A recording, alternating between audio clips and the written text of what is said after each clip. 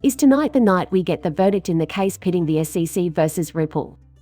I'm curious, how will the judge's decision on the Dorbit motion impact the outcome of the dispute between Ripple and the SEC? Isn't it also concerning that in the previous 24 hours, 364 million XRP tokens have been transferred in 5 well transactions? When all is said and done, we'll take a close look at what went wrong, from an economic and social perspective, that caused tens of millions of dollars to be lost by XRP investors during the FTX crisis.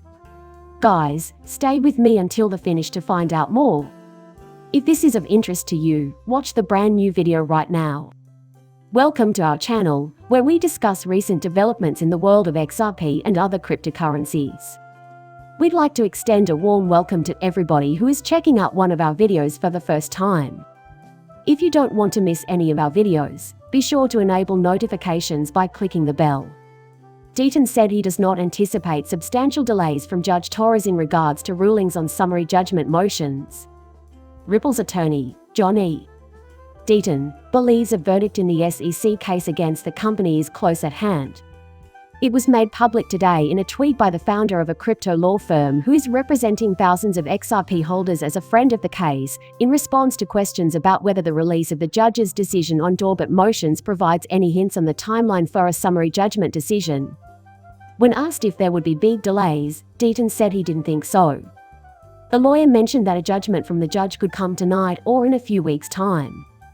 From here on out, I really doubt we'll see a substantial delay, Deaton stated. Perhaps as soon as tonight, maybe not for a few weeks. The judge's partial approval and partial denial of both parties' applications to exclude expert witness was detailed in her Dorbit motion judgment issued today.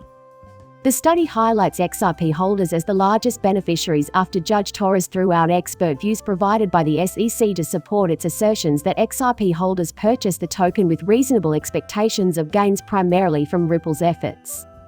It's worth mentioning that last week, the lawyer in the issue over whether XRP is a security warned that a decision might take up to 2 more months. This might happen in one of 3 ways, as recently discussed by Stuart Alderoty, General Counsel for Ripple. The judge hearing this lawsuit may rule in favor of the SEC, Ripple, or neither party. Deaton has stated that he hopes the case will result in the SEC being forced to explain whether or not it considers secondary market sales of XRP to be unregistered securities offerings. Judge Analisa Torres partially approved and denied applications from both parties. If the judge rules against the SEC's position, XRP holders would have won a major win regardless of the outcome in the district court, where Ripple is now competing. In the United States Securities and Exchange Commission case against Ripple, Judge Analisa Torres has issued a judgment on petitions filed by both parties to exclude expert testimony. Lawyer James K. Flynn, who has been kept apprised of developments in the case, tweeted the news today and attached a copy of Judge Torres's decision. A former lawyer and Evernode's founder, Ledger said that the judge's granting and denying motions from both sides demonstrated her impartiality. Yet, the new verdict appears to favor XRP investors the most. John E. Deaton, an attorney who is a friend of the court and represents over 75,000 XRP holders, has brought this to light. Federal Judge Lucy Koh partially granted Ripple's move to strike expert witness testimony from the SEC's first expert witness, excluding the witness's opinion on the views of XRP buyers. Dean also notes that the judge tossed out the SEC's expert number 4's assessment of the hazards to the XRP ledger in the event that Ripple went out of business. They're significant because they reveal whether or not XRP holders bought the currency exclusively for the purpose of profiting from Ripple's efforts. The SEC's contention that all XRP sales constitute unregistered securities sales may take a hit because this document directly addresses the 3rd and 4th parts of the Howey test. Members of the XRP community will be paying close attention to this since it will determine whether or not the public will get access to the controversial Hinman documents. The Hinman documents are a collection of emails and other data that pertain to the 2018 draft of Bill Hinman's infamous speech. When serving as a director at the SEC, Hinman argued that cryptocurrencies like Bitcoin and Ethereum did not qualify as securities. The impetus for this talk comes from the XRP community. It's called into question. Nonetheless, many are surprised to see the SEC target XRP while letting Ethereum off the hook, as some in the community have put it. You may recall that the SEC, in its sweeping motions, argued that the documents should be kept under wraps. Ripple argued against this in its response. Please allow me to digress for a moment and fill you in on Dex Pool. Sometimes referred to simply as a market maker, this entity acts as a source of liquidity on its own. Lending crypto assets to a platform is similar to a bank providing money to facilitate the decentralization of cryptocurrency trade. The platform's fees are distributed to you as compensation, which many people view as passive income. If you use Dex Pool, you can obtain it.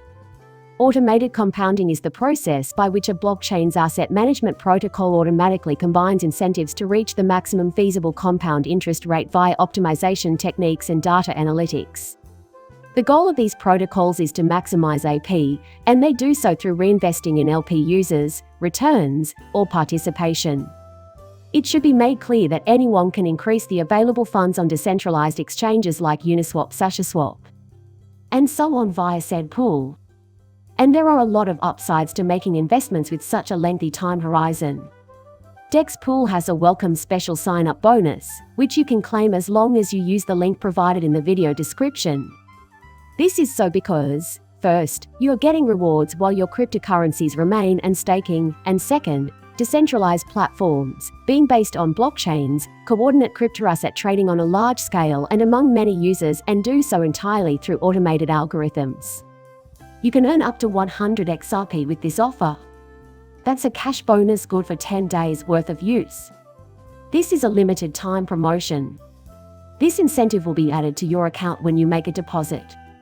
In addition, Ripple and Binance have just sent a combined total of almost 134 million XRP tokens in 2 different transactions, with Ripple sending 100 million tokens to an unknown wallet and Binance transferring 34 million. In the midst of all these changes, whales have been busy shuffling around 230 million tokens during the past day. According to Whale Alert, the Binance trade happened the earliest, the day before. According to information from Bithumb, the exchange sent tokens worth $12.3 million to an unnamed wallet address. Almost 10 hours later, in an unrelated transaction, Ripple sent 100 million XRP worth $36.9 million to an unidentified wallet. The Silicon Valley firm released 1 billion XRP from escrow on March 1, from where the tokens were taken. Presumably, the transfer was made to fund either the company's internal operations or idle activities. Periodically, Ripple will move 100 million XRP tokens in this fashion. These deals were finalized by the business on February 21, January 17 th, and January 8 th of this year. Even Binance, which only launched 2 months ago, has already moved over 94 million XRP tokens in a single transaction. The XRP whales moved 230 million tokens in 3 transactions in just 3 hours, on top of the recent Binance and Ripple transactions. Yesterday's greatest transaction saw the exchange of 144 million XRP, or $53.5 million, between 2 unidentified addresses. The receiving wallet promptly began distributing the funds in increments of millions to several destinations. The transfer of 45 million XRP to a Bitstamp address yesterday was one such example. The warning then drew attention to a $15.4 million internal transfer of 41.6 million XRP between 2 parts of wallets. Let's move on to the day's meat and potatoes. Why did the XRP come about? The FTX crash cost investors tens of millions of dollars. Don't miss out on being the first to know what's going on with XRP. Subscribe to our channel and enable notifications now.